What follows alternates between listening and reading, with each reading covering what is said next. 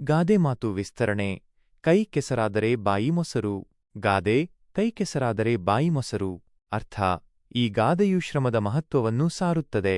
ಇದರ ನೇರವಾದ ಅರ್ಥವೆಂದರೆ, ಕೈಗಳು ಕೆಸರಿನಲ್ಲಿ ತೊಡಗಿದರೆ, ಅಂದರೆ ಕಷ್ಟಪಟ್ಟು ಕೆಲಸ ಮಾಡಿದರೆ, ಬಾಯಿಗೆ ಮೊಸರು ಸಿಗುತ್ತದೆ, ಅಂದರೆ ಉತ್ತಮ ಫಲಿತಾಂಶ ಅಥವಾ ಪ್ರತಿಫಲ ದೊರೆಯುತ್ತದೆ.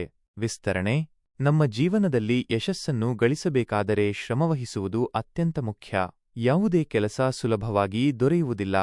ನಾವು ಏನನ್ನಾದರೂ ಸಾಧಿಸಬೇಕಾದರೆ ಕಷ್ಟಪಟ್ಟು ದುಡಿಯಲೇಬೇಕು.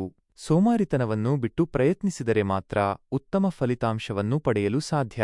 ಕೈ ಕೆಸರಾದರೆ ಬಾಯಿ ಮೊಸರು ಎಂಬ ಗಾದೆಯು ಇದೇ ಸತ್ಯವನ್ನು ಸರಳವಾಗಿ ತಿಳಿಸುತ್ತದೆ. ಕೆಸರು ಎಂದರೆ ಕಷ್ಟ, ದುಡಿಮೆ ಮತ್ತು ಪರಿಶ್ರಮದ ಸಂಕೇತ. ಮೊಸರು ಎಂದರೆ ಆ ಪರಿಶ್ರಮದ ಫಲವಾಗಿ ದೊರೆಯುವ ಉತ್ತಮವಾದ ಪ್ರತಿಫಲ, ಸಂತೋಷ ಮತ್ತು ನೆಮ್ಮದಿ.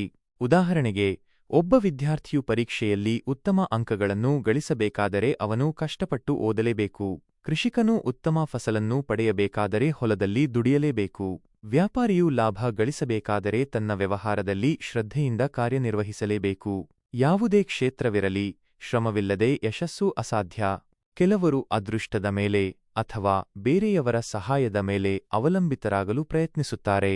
ಆದರೆ ವಾಸ್ತವವೆಂದರೆ, ನಮ್ಮ ಸ್ವಂತ ಪರಿಶ್ರಮದಿಂದ ಗಳಿಸಿದ ಯಶಸ್ಸು ಶಾಶ್ವತವಾಗಿರುತ್ತದೆ ಮತ್ತು ಅದರಿಂದ ಸಿಗುವ ತೃಪ್ತಿಯೂ ಅನನ್ಯವಾಗಿರುತ್ತದೆ. ಬೇರೆಯವರ ಸಹಾಯವು ತಾತ್ಕಾಲಿಕವಾಗಿರಬಹುದು ಅಥವಾ ನಿರೀಕ್ಷಿತ ಫಲಿತಾಂಶವನ್ನು ನೀಡದೇ ಇರಬಹುದು. ಹಾಗಾಗಿ ಈ ಗಾದೆಯು ನಮಗೆ ಸೋಮಾರಿತನವನ್ನು ತ್ಯಜಿಸಿ ಕಠಿಣ ಪರಿಶ್ರಮದಿಂದ ಕಾರ್ಯನಿರ್ವಹಿಸಲು ಪ್ರೇರೇಪಿಸುತ್ತದೆ. ನಮ್ಮ ಗುರಿಗಳನ್ನು ಸಾಧಿಸಲು ನಾವು ನಮ್ಮ ಕೈಗಳನ್ನು ಕೆಸರಿನಲ್ಲಿ ತೊಡಗಿಸಲು ಹಿಂಜರಿಯಬಾರದು. ಏಕೆಂದರೆ ಆ ಕೆಸರಿನ ಪರಿಶ್ರಮವೇ ಮುಂದೆ ನಮ್ಮ ಬಾಯಿಗೆ ಸಿಹಿ ಮೊಸರಿನಂತಹ ಫಲವನ್ನು ನೀಡುತ್ತದೆ.